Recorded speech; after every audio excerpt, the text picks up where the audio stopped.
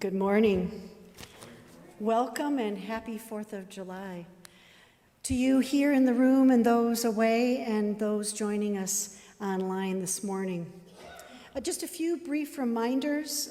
The office is closed tomorrow, and then next week the office will be open on the 12th and the 13th, but please do call ahead if you need access to the building. And then the office will be closed again on the 14th and 15th, but you can contact Marty by his cell phone in case of any kind of emergency. I'll be away at camp and appreciate your prayers for the adults and the youth attending camp this year. Remember to contact David Schimpf if you wish to take part in sorting shoes at the Souls for Jesus site next Saturday, July 10th. Those will be then shipped to South Africa. And then looking ahead, a couple of dates to spur your interest. You're invited to an evening labyrinth walk at 6:30 on July 22nd. This will be held at St. Christopher's Episcopal Church on their outside labyrinth. I suggest if you're coming, bring a lawn chair to relax and have conversation after the prayer walk. And then contact me if you would like to help and bring some refreshments. And then on July 27th, at the end of the month, this is for families with middle school and high school youth. You are all invited to come together for dinner at 6 under the portico, and then at 7, the groups will break apart into middle school and high school groups for their own games and activities, taking turns to enjoy the youth room. So spread the word if you have children or families you know in that age group. And then I also remind you and invite you to a time of fellowship, treats and cool beverages under the portico after worship this morning. Enjoy the prelude as we come to worship God.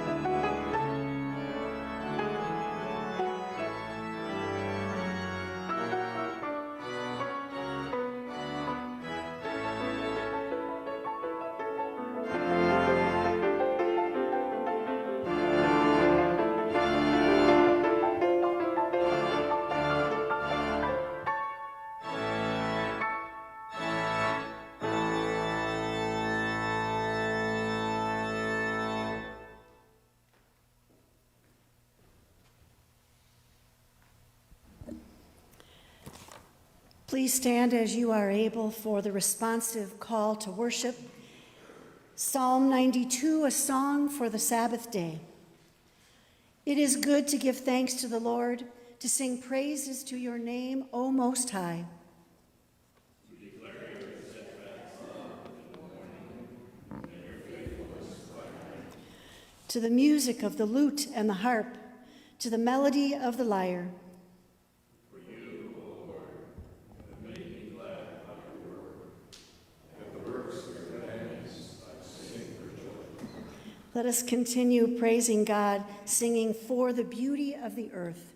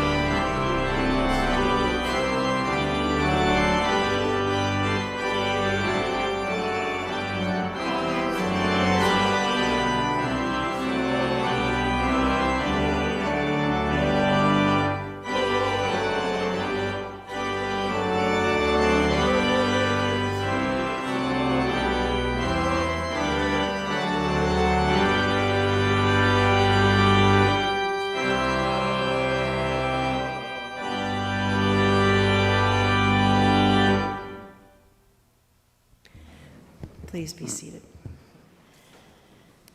And let's be in prayer together.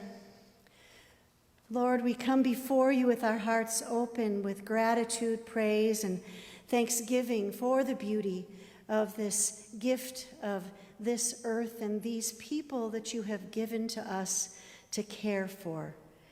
We celebrate the freedom that we find in you and the interdependence we come before you as we pray this prayer that you gave us so long ago together, saying, Our Father, who art in heaven, hallowed be thy name.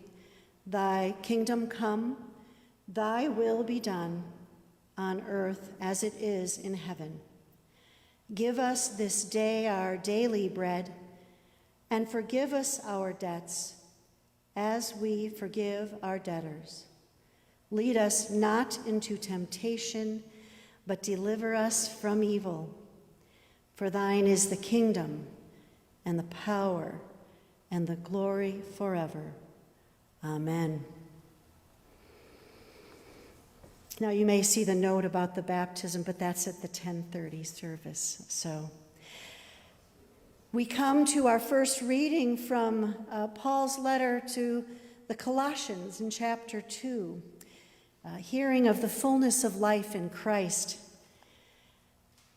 As you therefore have received Christ Jesus the Lord, Continue to live your lives in him, rooted and built up in him and established in the faith, just as you were taught, abounding in thanksgiving.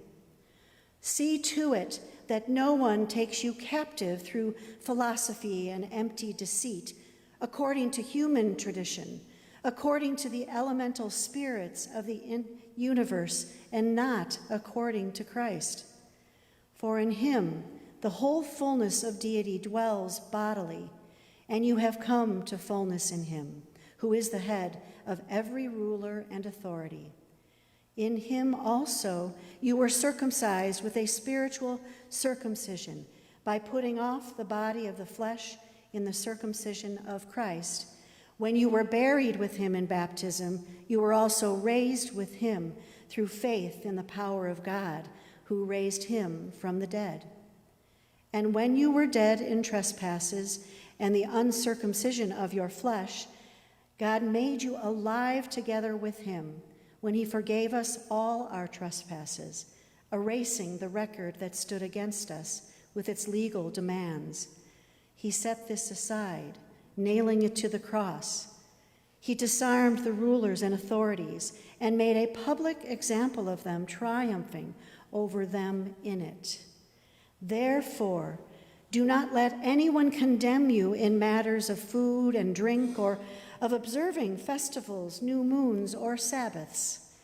These are only a shadow of what is to come, but the substance belongs to Christ. May we receive understanding through this word.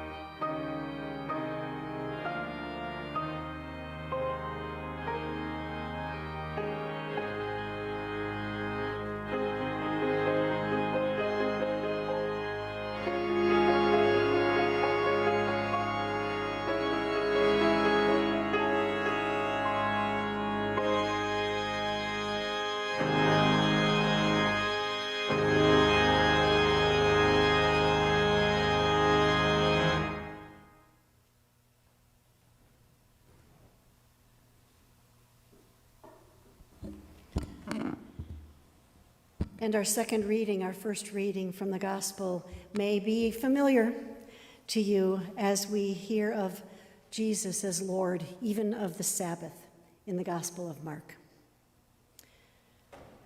One Sabbath, he was going through the grain fields, and as they made their way, his disciples began to pluck heads of grain. The Pharisees said to him, "Look, why are they doing what is not lawful on the Sabbath?" And he said to them, "Have you never read what David did when he and his companions were hungry and in need of food? He entered the house of God when Abiathar was high priest and ate the bread of presence, which is not lawful for any but the priests to eat. And he gave some to his companions. Then he said to them, 'The Sabbath was made for humankind, and not humankind for the Sabbath. So the Son of Man is Lord even of the Sabbath.'" Amen. Well, I do feel a need to begin first acknowledging this beautiful day that we have through which to celebrate the 4th of July, a day that we celebrate the freedoms that many are able to enjoy.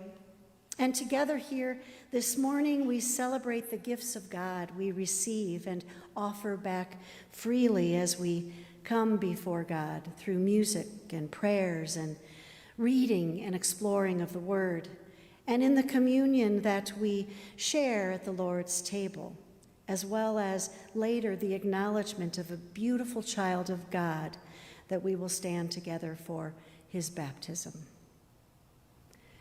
Now, last Sunday was our first hymn sing for Sunday in this series on Sabbath and song. And today we return to thoughts about Sabbath and Jesus' relationship within it as well as ours.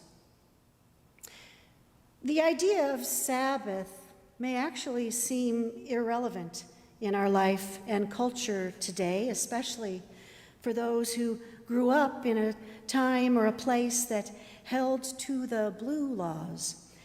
And depending on where you lived, the blue laws prohibited certain activities, such as shopping or particular kinds of entertainment on Sunday. And in some areas, stores were closed. And there are still some businesses that choose to be closed on Sunday. But for the most part, these kind of restrictions are unrecognizable today.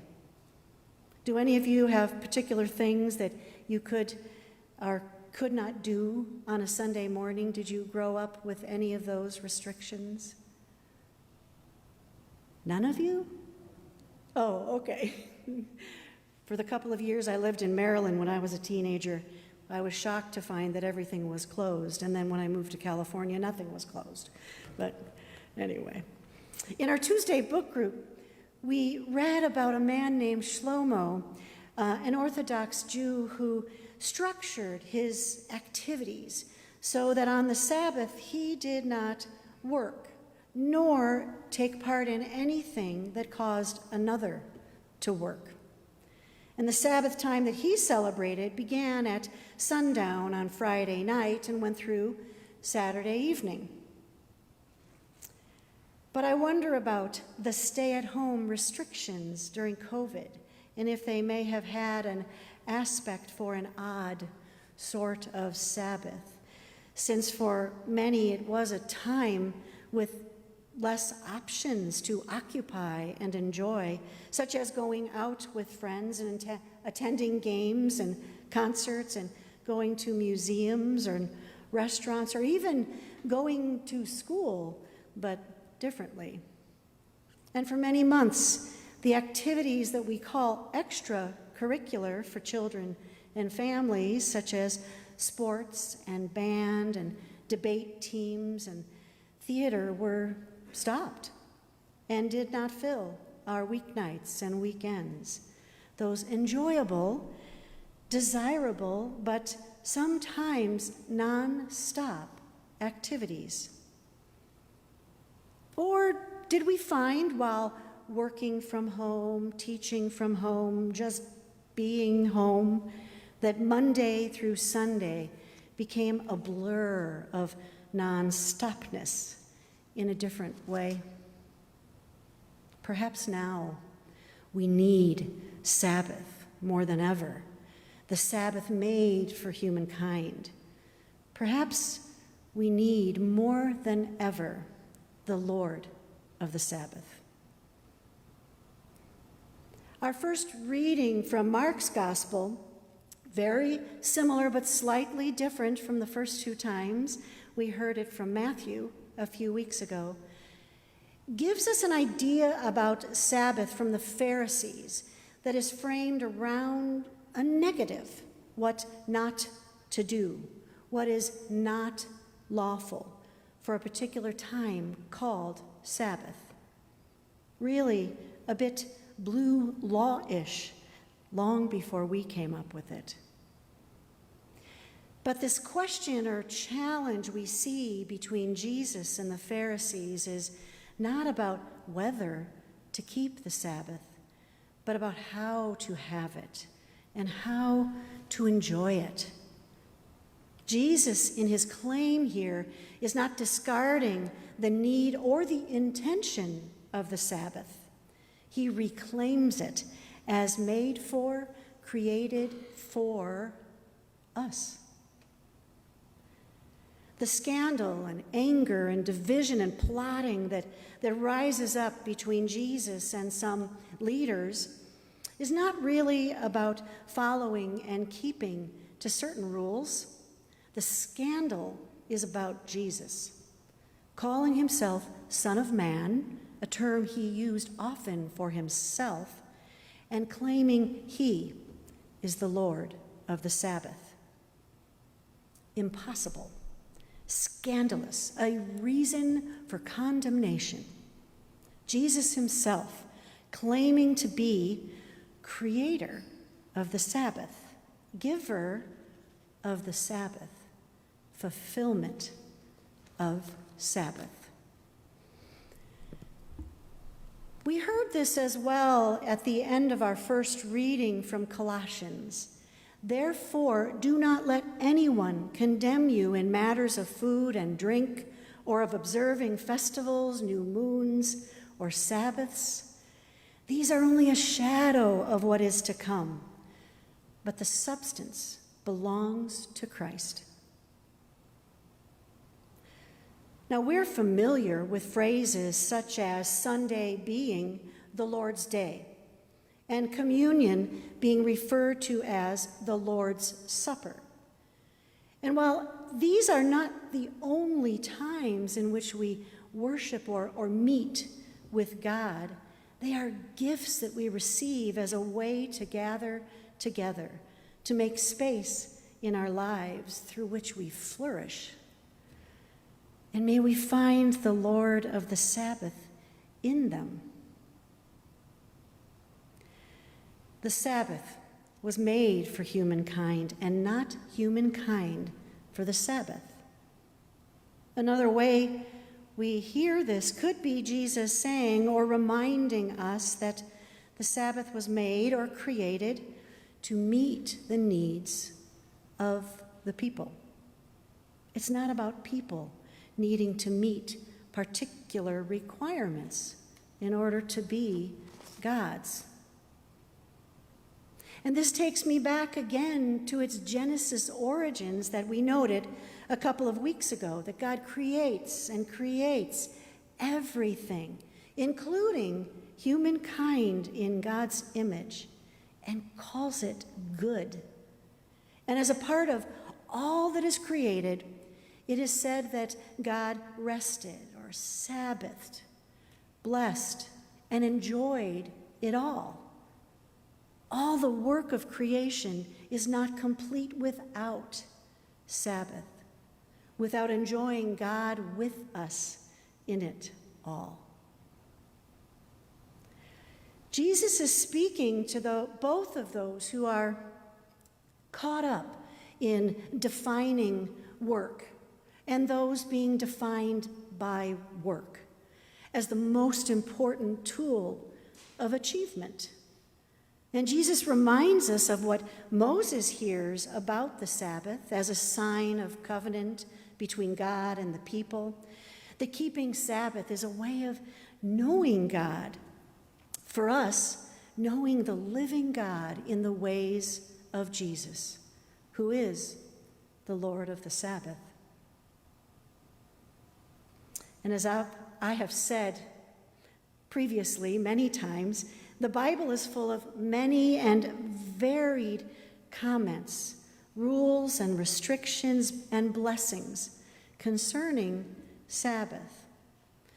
And near the end of Isaiah, and pointed to the returning and rebuilding of the people after exile, God tells Isaiah to speak to the people about true worship as something of compassion and justice and taking delight in God the Lord, saying, "If you refrain from trampling the Sabbath, from pursuing your own interests on my holy day, if you call the Sabbath a delight and the holy day of the Lord honorable, if you honor it, not going your own ways, serving your own interests, or pursuing your own affairs, then you shall take delight in the Lord." We are a people returning and rebuilding our lives. And we need the Lord of the Sabbath in the center of it, to delight in the creation and the freedom of God with us, interdependent and grateful for all that means. We need Sabbath more than ever, the Sabbath made for humankind. We need more than ever the Lord of the Sabbath. Now, there are a couple of delights in the Lord, Sabbath gifts that I want to share with you from this past Friday and Saturday. Sabbath moments from right here in our outdoor sanctuary under the portico and the front garden.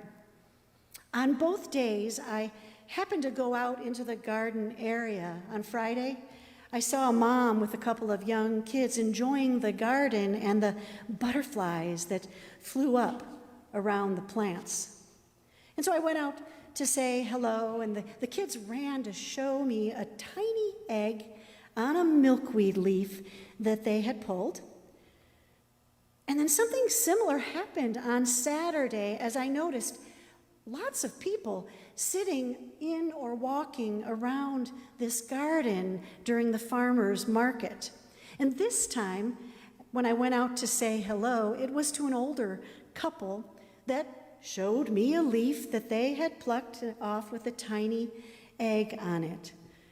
And both the mom and the kids and the older couple asked if it was okay that they were taking these home, as they wanted to nurture them through the process of becoming a butterfly. And I was so glad to tell them of Catherine Shepherd, which many of you would remember, who took many of those leaves and tiny eggs home like that. And then the days later when she came back with large cardboard boxes filled with butterflies ready to be released into this garden. And how glad that we are to have others care in this way as Catherine did, now that she is gone. And I was grateful for the chance to talk about this little garden and how wonderful God's creation is, and to see this place as a bit of Sabbath available to the neighborhood. It was such a time, place, and conversation in which to delight in the Lord. So we don't need to be weary from work or whatever fills and complicates our lives before we seek the Sabbath that is made for us, before we seek the one who offers it to us. before we receive and then offer others the love and mercy and forgiveness, the coming together, the unity, the freedom that is meant for us by the God who loves us so much, he became God with us in and for humankind. Let us prepare to come to his table this morning. Amen. And in preparing, let's stand and sing as we gather at your table.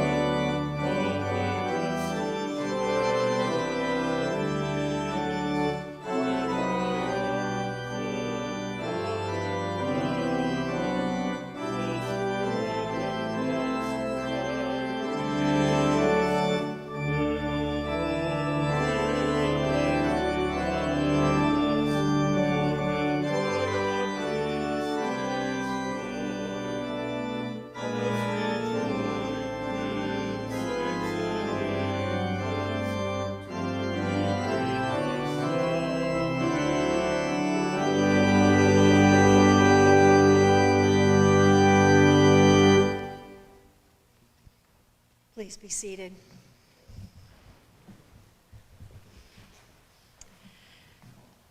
As we heard earlier from Paul's letter to the church, we are invited to actively remember together as an act of worship, to remember God's spirit of welcome enlivened and celebrated in baptism, to remember the Lord of the Sabbath's welcome and forgiveness for all that is reoccurring throughout our lives. And in remembering, breaking bread and offering the cup, together we bring God's Spirit forward into our daily lives, shaping our ways, our purpose, our work, and our rest. So come to the table we believe the Lord of the Sabbath offers us all. Find no barrier to receive what is freely given to any and all who come. Let's be in prayer. Gracious and creating and caring God, We ask that you bless these elements, these people gathered, and those far away, as we seek some understanding of your presence with us now, as we open our hearts in sharing your bread and cup. Amen. And we remember that Jesus, on the night he was to be betrayed, he took bread, and having given thanks, he blessed it, saying, "This is my body, broken for you. Do this in remembrance of me." Partaking of the bread of life together, let us share communion.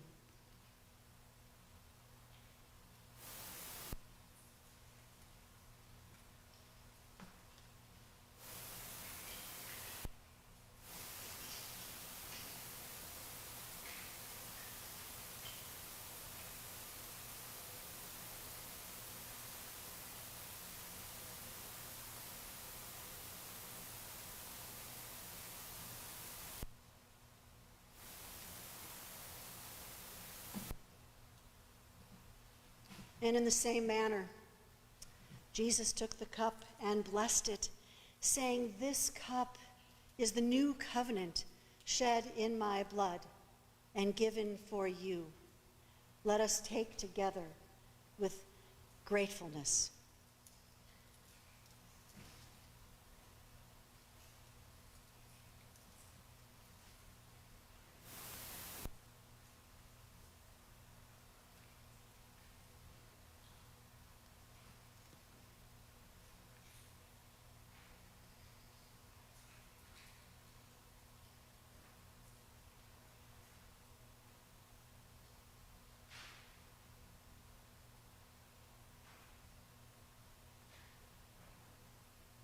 And in prayer again, Lord, we have so much to celebrate, to be grateful for, the freedom we enjoy in the celebration of July 4th, the celebration of your embrace, the celebration of your ongoing invitation to receive and deepen our sense of you with us in Jesus.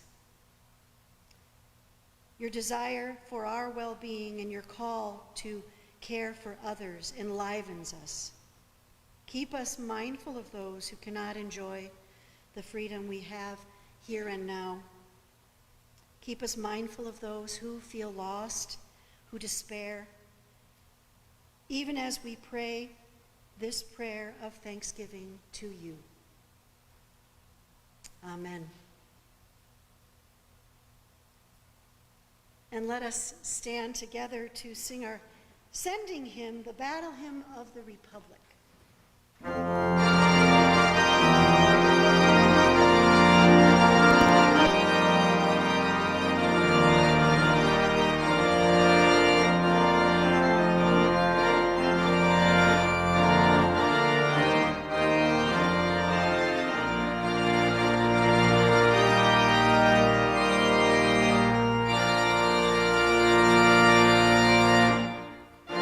Rises in the glory of the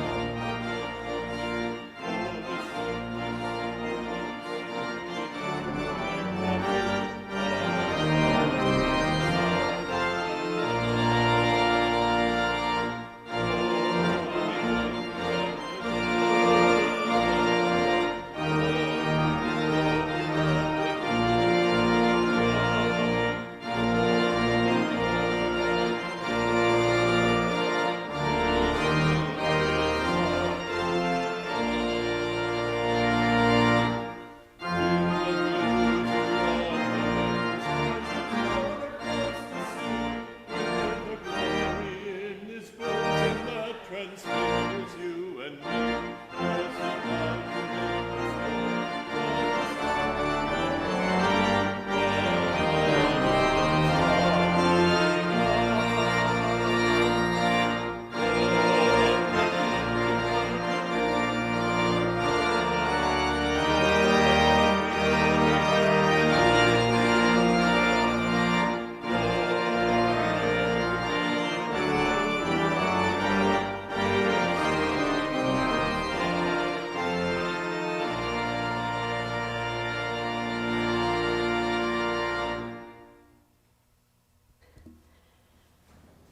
Go now with the love of God shining in and through you today and your tomorrows.